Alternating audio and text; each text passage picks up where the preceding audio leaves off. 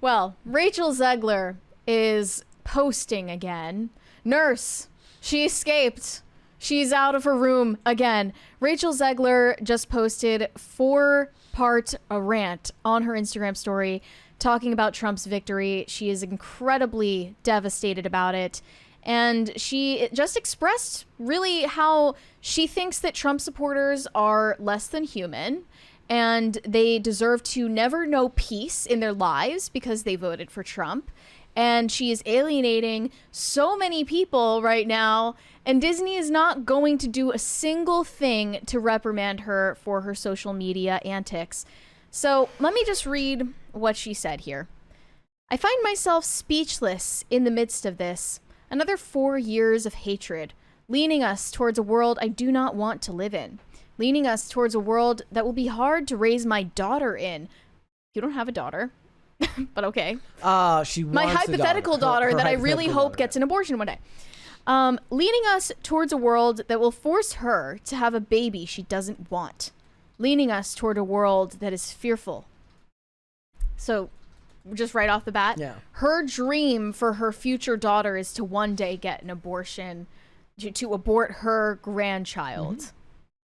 But we are the party that's against joy. Okay, whatever. She continued, I shouldn't be this shocked, but I am. I'm heartbroken for my friends who awoke fear this morning, and I'm here with you to cry, to yell, to hug, to wax poetic on how the left continues to fail us in forging a new path forward. This loss should not have been, and it certainly should not have been by so many votes. I echo Ethel Kane's statement more than anything. May Trump supporters and Trump voters and Trump himself never know peace. There is also a deep, deep sickness in this country that is shown in the sheer amount of people who showed up for this man, who threatens our democracy. It is terrifying the number of people who stand behind what this man preaches. It is a foolish subscription to a false sense of security, of masculinity, of intelligence, of patriotism, and of humanity. There is no help, no counsel in any of them. I could go on. I won't. She goes on, though. I feel sad. You probably do, too. F this. Get off Elon's app, by the way. The F are you doing? They're eating you up on Twitter. I don't use that app for a reason. He helped get that man elected, and you're giving him business. I was talking about finding catharsis in art. I don't care if you're going to pick a fight with me. It's been done before. Oh, we got a badass.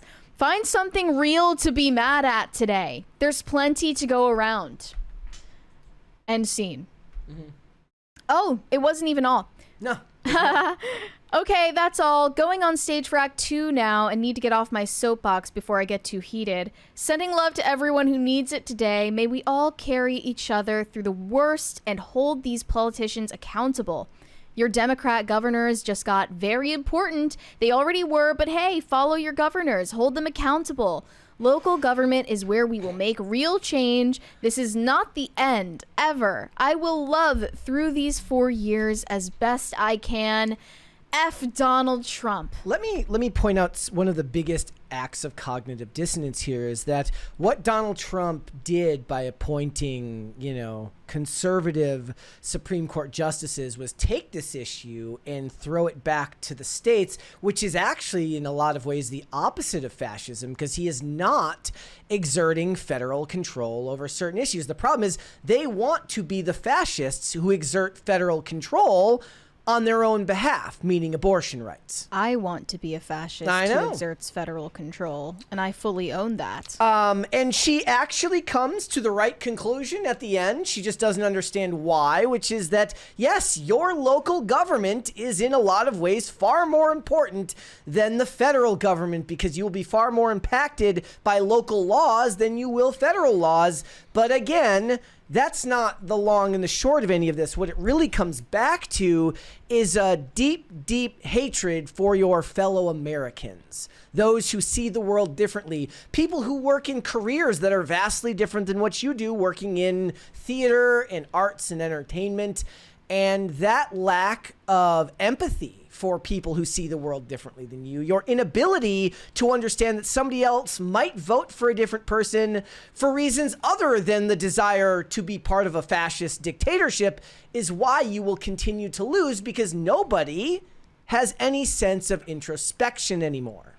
Well, aside from any of Rachel Zegler's political opinions, as stupid as they are, they're not even worth addressing, because let's get to the point. This is the girl who is playing Snow White in one of Disney's biggest movies next year.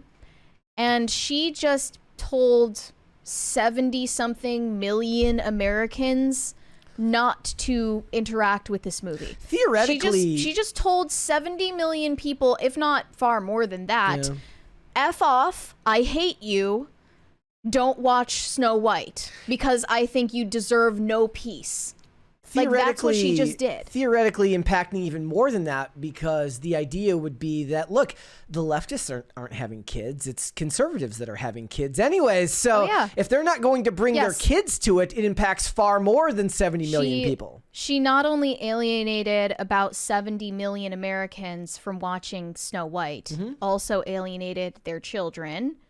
So I'm just wondering when Rachel Zegler is going to get reprimanded the way that Gina Carano did.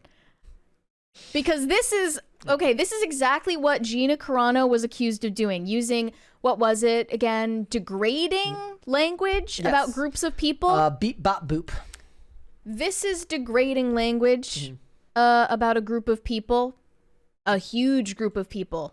Like, they don't think of them as people, though. That's the problem. They've othered Trump supporters so badly that they don't think of them as human beings. They're just making it so much easier for Gina Carano to win this lawsuit by the day. It's crazy. This is also, it's a sign of just how dramatic the internet has made everyone. It's like I said, the day after the election, I went to work. There were women outside jogging and walking their dogs, and the world had not ended. That's all on top of the fact that they're just not actually doing any actual research, not understanding that Project 2025 isn't a real thing. And that, as much as I wish it were. And that he is not going to take away your abortion rights on the federal level. He's as much as I wish he would. As much as she wishes that they would. What did she say here? She said, I am heartbroken for my friends who awoke fear this morning.